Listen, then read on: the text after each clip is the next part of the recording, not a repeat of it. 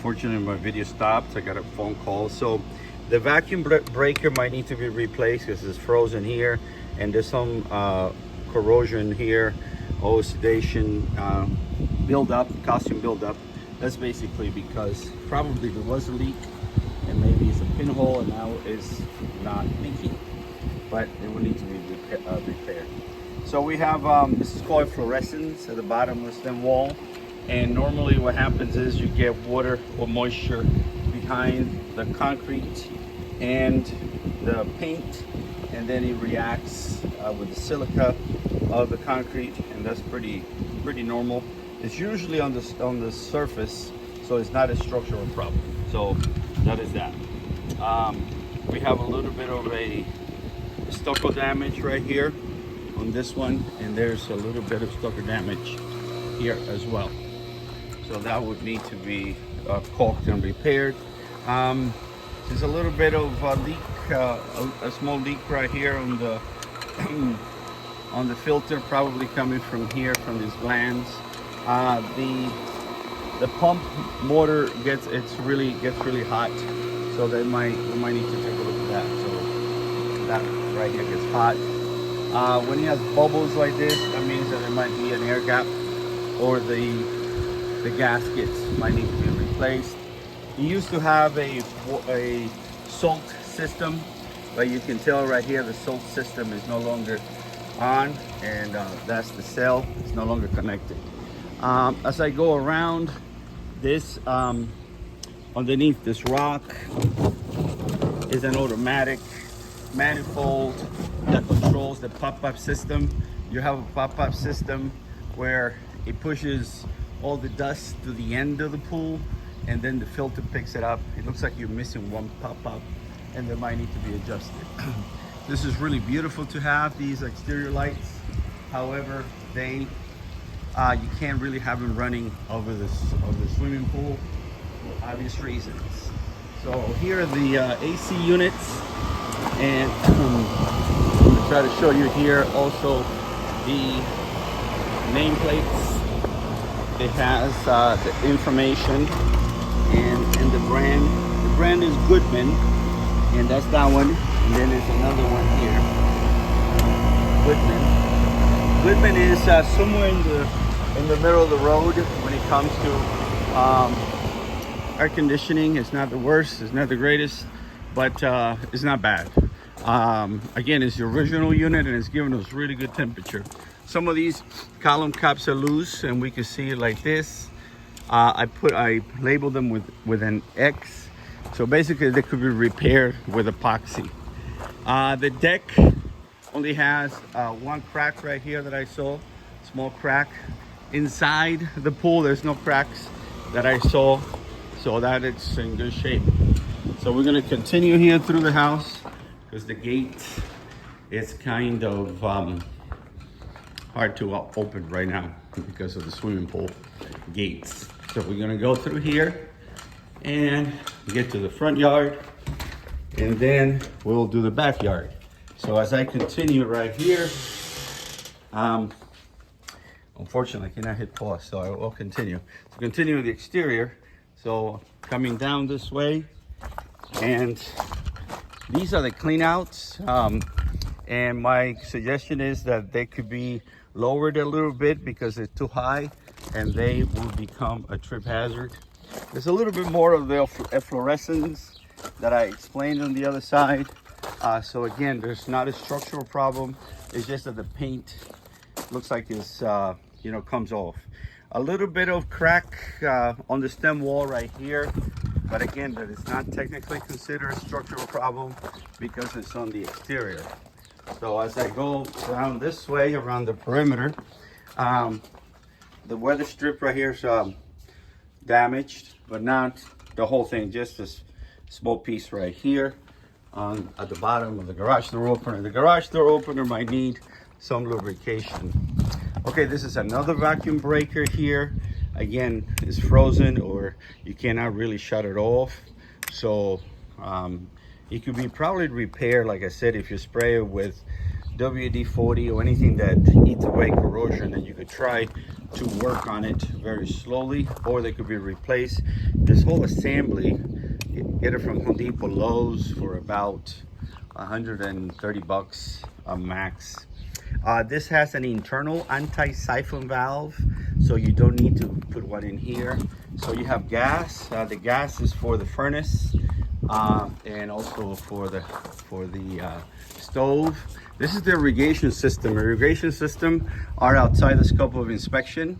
Most inspectors would tell you that, but I did run it, and I run it manually. It's a little bit, so the system, the line is leaking here, and it's also leaking over here, and some of the water is going inside the meter. So basically, they're about 3 to 4 inches deep. It's a flexible line. You could actually even cut it with a pair of scissors. So they're very simple to repair. But you can see we got some water in here. So the irrigation line need to be repaired. Irrigation here is not for grass, but there are drippers that drip and wet your plants, like this one right here. So small drippers. So I'm going inside right now. So basically I started in one location. I go all the way around, come back to the same spot. So I'm just going to take again the highlights of the things that need to be repaired. In this room right here, everything is good. Something minor would be that the closet right here needs some closet guys. So those closet guys are like 3 to 4 bucks. Get at Home Depot, Lowe's.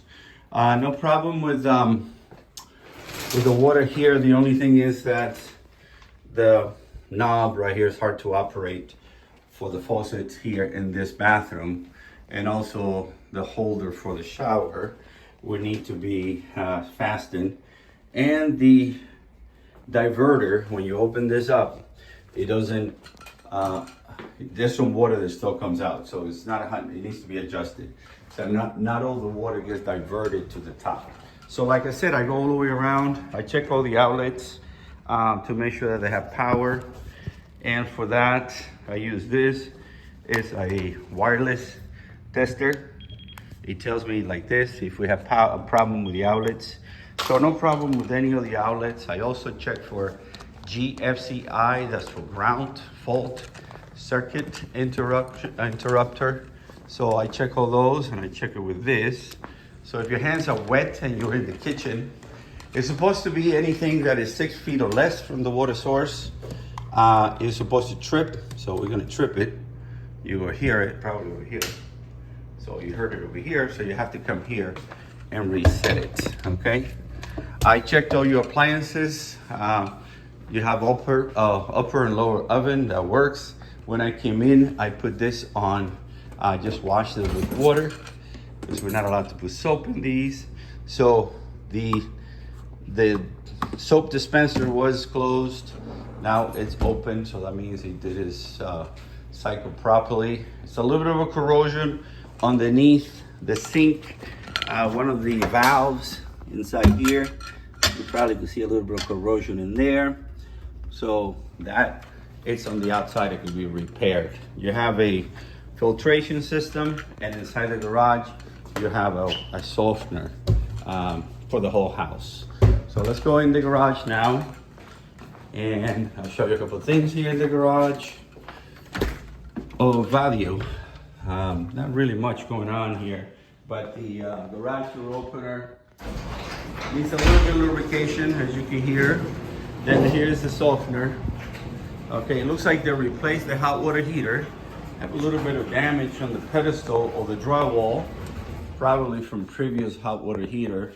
We recommend a condensation here or a sediment leg to pick up any sediment that comes from the gas line. This one is a 2016. It is 50 gallons, and it gave me a really good temperature, a little bit high, so it could actually be lowered. It's supposed to be below 120, and it's giving me like 130 degrees. Here, this drywall would be this opening right here for the softener. For the softener loop, it would have to be repaired. This right here, this penetration for the drywall.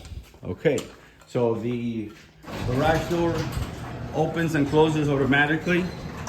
As you can see here, I'm going to trip the sensor, and the door returns and goes back, okay? So that's a Genie garage door opener, which is not that bad. All right, so we continue here. We just got almost done. We'll get up to the second floor. And before I do that, I'll show you some here. You have three types of flooring. You have tiles, you have carpet, and you have linoleum that looks like laminate, but it's linoleum. So I use this magical golf ball just to test the soundness or how solid it is. And some of them are not that solid. You could hear that. That means that the lamination, some of the thin set is coming off. If it's solid like this, then we're good. But then we have some that are loose like this. So how do you repair that? Well, you could two options. Option one is you drill holes in the corner of the grout and inject it with a really low density glue, sort of like crazy glue. The viscosity has to be very liquid, like water basically. It goes underneath the tiles and you fasten the tiles. The other option is obviously replacing the tiles. So that's an easier solution. Okay, so here we're going into the master. I checked all the windows. The windows are good. They just need some lubrication. No problem here. This handle to the tub would need to be basically fastened. There is a screw that goes in here, but it seems that they're missing the screw. So we just need to put the screw in here and that. But no leaks, no corrosion underneath any of that, so that's good. These barn doors, all we need is guides at the bottom, and that will correct this. All the ceiling fans work with the exception of this one here in this room. So this ceiling fan does not work, and when you pull the chain, it does not work either. So that is something easy to repair. So here, I'll show you here. So this is how it look like. So you could put the face to the voice. So basically, conclusion is the roof, you have no cracked tiles, only cracked concrete packs in a few locations. So insulation upstairs, like I show you, no problem in the sheathing, no staining, plenty of insulation. The plumbing, you have some artificial or exterior repairs because of corrosion, and also the irrigation system that it has a couple leaks outside. All the electrical work, no problem with the outlets. Going back to the plumbing, the vacuum breakers will need to be replaced at the front and backyard.